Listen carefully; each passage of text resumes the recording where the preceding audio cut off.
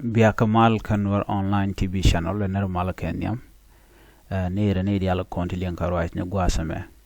Roger Banalinga, Roger Dan and Chala the Kirmi Yadit Kene Museveni, Quer Uganda. Ko Dobadan and Gorkano Buganwari, Bukan Kanakaja.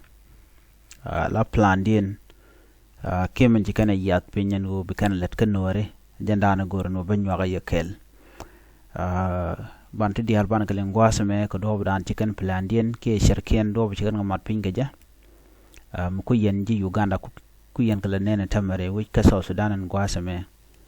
o ken plandian chicken real kan o ken laslet ko bukan nuari bukan kandak do bukan nak nuari banje chulin kel ka jalarama kan kono niami jiram jidit kanwar online TV channel donga shanga niam kaji gorje en wujin der subscribe ko der notification bell der jetwany ko der lertiti de kan chomala shubkaji gwasan pai ka berech ban lera ban je chulingo gwa kirmen charialeka ka kwinware kel kana kwar dung Uganda plan you can realeka plan medi chi plan tot ngai kone gwano kira ka jan gwasa me ci jaram nana te ka lonki te ka power antama ray which ka South Sudan power she kam Museveni kwar Uganda you know men ci kana kulore ala kan obu kana lat you know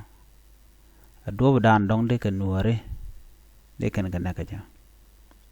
ko gui kana gwana obu kan nuare bu kan ga zil naka lato cirka me ci kana toga katuk dien kaje a plan man nan kore ke mi chare laka you know kwala gore time and baje laslet kaje ke baje execute kaje kane to konti la jang tire kel kirmi yadit plan dien me a plan mu bum bum mi chikana laka gwa kales kan let kel kele you know ala plan dien kan buka god nuare god kana man bukan kanak la nakani future nuare you know ko gar kan kon la future nuare man kan it content dab ko nuare so plan dia na mo jandan let kana nakani generation a janan chikana matpin kel ka kwar Uganda $1 billion tinji kan ga European and kirmi yadi tija kam kwar Uganda ko ba nuer ba ko wujre wika South Sudan ke negdien ka kashir ke me shalat ka Rwanda medan ke 1994 jandana gorka no let kanan tama no let kana mat ka do badanan bi kana jaga bo let ke ja kenyam ba kwan nuer ba ka jek ba ka yen Ramadan gwit kana long no dong shung nuer kel ga je ke ngat ke Rewin were keliu, getting the alert Corodian. Ngay kiren were Dr. Young Machar. A caram mom boomni jeno, Jeram ran ba con yen Kenyam. Go ngay jen go Jeram dan and ngat canija. Ken the dial cocaine to, quara cocaine and choro, or quan were, tinchir dear getting were, Tiaga longa ken who can go jig jock. Nether, Mijak dom work or drake jagatin. Gorjeno ba yede ba jaba darun bu kula berech ibu kula ba kai jok zero work jalat wane dangro mte ke diok shi ga mat gwaskel wajen la kula te ka long lin kula te ka long ban mugu yene jengo ba Dr. Young Machar ba jag nak ke ba jamo kare gwadan teten ibran brokulo jejiru ne te ka mengaja ngodo ba ju lel no rara den mu goro jin bu wa ba gwad ba nyokana ban me ladien kam kun ke paliter kun palien ter kun yene kon la nuare kwa nuare kon tinyam you know de rikti de ka kwa so ko kuje mo amen cha plan ken ko yu jikan la nyam ko jikan yu ken la ka ya kam kum Uganda ken guje no ramba yen ken nyam Dr. Young Machar you know me cha Dr. Young Machar cha je yen ko jaram dan gui keno ba bel ba jalat wide kelio abukan ware abukan ga chunyok mu ko kan ka tak ke bukan kan nak cirke me sha ne re wuch ka Nasser kwa se ne kan gaten ke chemical a chang ram chiriet kan waren kokien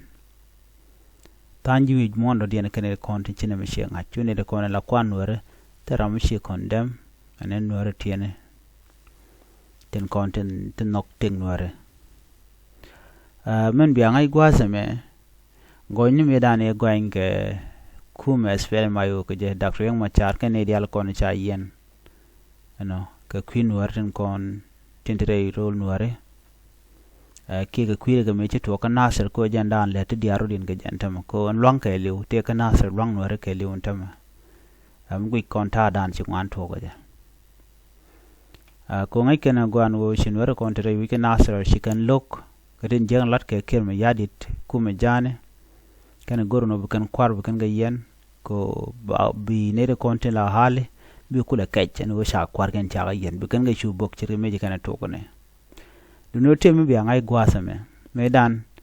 shan roi ko kan je jen bor chicken met ke Dr. Yang Machar kan ne gang na rodien chika je politician but kirm yadi use the jen one ti ke jimat me win mon bo they are saying that and why am ke halai ka kirm ka Dr. Yang Machar me mo halai ne ti ke haleti te gangana wech man kujira nyot gwata me kimen ba ngach en jejen bor chicken chunkel ka Dr. Yang Machar mi chunken kel ka Dr. Yang Machar dio jantame sheche kor cheje twok kor cheche yedan tama rai wike South Sudan cheche rum no wal ko te ne larga jen go ne ti chunken ga Dr. Yang Machar chunken ga Dr. Yang Machar kan echi Dr. Yang Machar ga jogo no naga de ni South Sudan de ni jante kon ru jante kon de te ka wi yara diu ka nasir kan dial ka jang ti ngone jang ken kan dial kan me chalat ano cha jogo no jane no ngani Unified Force ba logje ba tama ti kan use la kel mi mo bukan la diwen mo ne cha general la cha nak mena gadu de general le dana cha nak kala majur cikan la no chwa ne me chwa ja dop ala me biya use ko biya nor biya kan ka ja ami jojo long ma sha but ko plan kirm ya dit kana Uganda ko plan mi kan real ka already so ne me tele me din me de latin jeno bu kan war bu kan kanak ana mi chin war ci rin ko la kap kabla kel ko de kan kula fay ke injustice dan la ka ko winmon chicken wari kan gabeling ko nan ka sanction taram lot kana la na sanction barem ne economic ba ban ngode tomorrow ngode ko ne ko na shuj ban mi cha wucha sanction la chu ne kon la shan ba cha chu ne kan ne kon la quarter ne mala lar kan o ba bi yo dollar bor exchange bro de re bu ngube tede to togan dial ka kwar ti ci kwal ga yo already tel min la kan ajak den la be lambe be ne kon la jaga be ke ji wuch ba ka le juwen mon no ba ko jaga ja shuje lon ko bi ko ren mo kan ko wuje kan